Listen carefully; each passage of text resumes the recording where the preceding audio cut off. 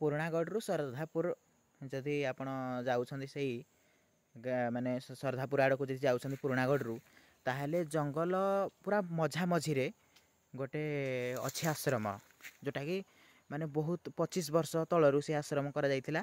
ଯିଏ କରିଥିଲେ ସେ ଆଶ୍ରମ ମନୋରଞ୍ଜନ ଦାସ ସେ ଆଶ୍ରମଟି କରିଥିଲେ। ଆଗ ଥିଲା ଅନାଥ ଆଶ୍ରମ, ଏଠି କିଛି ବାବାଜୀ ମାନେ ରହୁଥିଲେ। ତେବେ ସେଇଠି ନିର୍ମାଣ କରାହେଇଥିଲା ପାଖାପାଖି 2020 ମସିହାରେ। ଦେଖନ୍ତୁ ଲେଖା ହେଇଛି, ସବୁଜ ପୃଥିବୀ ଗଢ଼ିବା ଆସ, କୋଟିଏ କୋଟିଏ ଓଠରେ ଫୁଟିବ ହସ।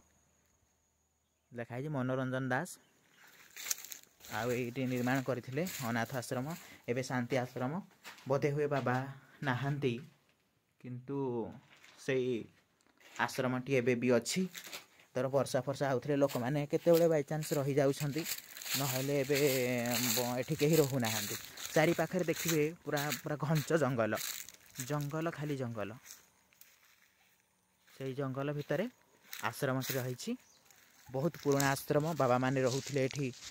ଆଉ ରାତିରେ ଧର କିଏ ଅସୁବିଧାରେ ପଡ଼ୁଥିଲା, ବା ଏ ରାସ୍ତା ଦେଇକି ଯିଏ ଯାଉଥିଲା, ଧର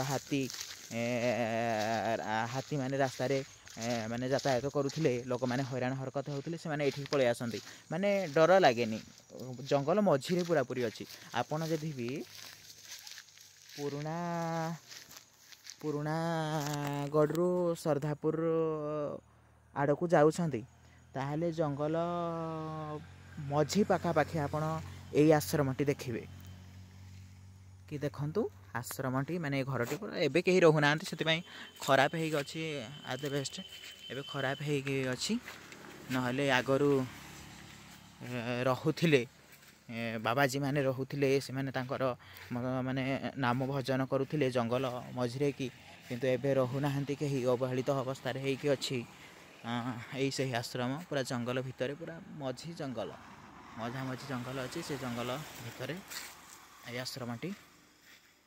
ଆଉ ଏ ଆଶ୍ରମରେ ବହୁତ ଲୋକ ମଧ୍ୟ ଆଶ୍ରୟ ନେଇଥିଲେ। ଜଙ୍ଗଲ ଭିତରେ ଆପଣ ଦେଖନ୍ତୁ ଆଶ୍ରମଟି ବହୁତ 2000, ମାନେ କହିବାକୁ ଗଲେ ଆଶ୍ରମ ପାଖାପାଖି 2000 ମସିହାରୁ ହେଇଛି। ଦେଖନ୍ତୁ ୟୁନିକ୍ ଗୋଟେ। ମୁଁ ଆସିଲି ଏ ରାସ୍ତା ଦେଇକି, ମୁଁ ବି ବହୁତ ଥର ଯେତେବେଳେ ମୁଁ ଯାଏ ରାସ୍ତା ଦେଇକି, ଥରେ ବର୍ଷା ହେଉଥିଲା ମୁଁ ଏଠି ରହିଯାଇଥିଲି, କିନ୍ତୁ ଏବେ ଟିକେ ଭୟ ଲାଗୁଛି।